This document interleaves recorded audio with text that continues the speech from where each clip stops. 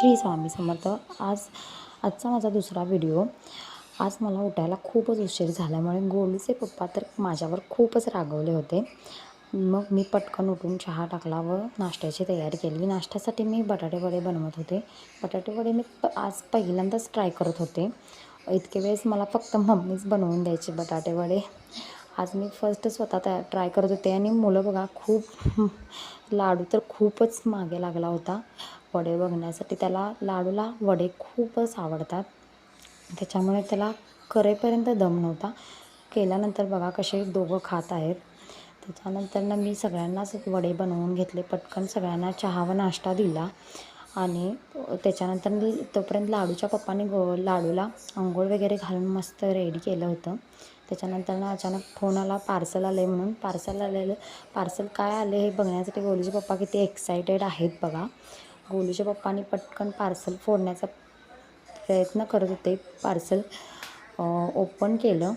ते खूपच एक्सायटेड होते पार्सलमध्ये काय असेल म्हणून. पार्सलमध्ये मी आज मागवलं होतं छायाकार्टवरून ऑनलाईन पापड मागवले होते. मी खूप ऐकलं होतं की छायाकार्टवर पापड खूपच छान व रुचकर असतात.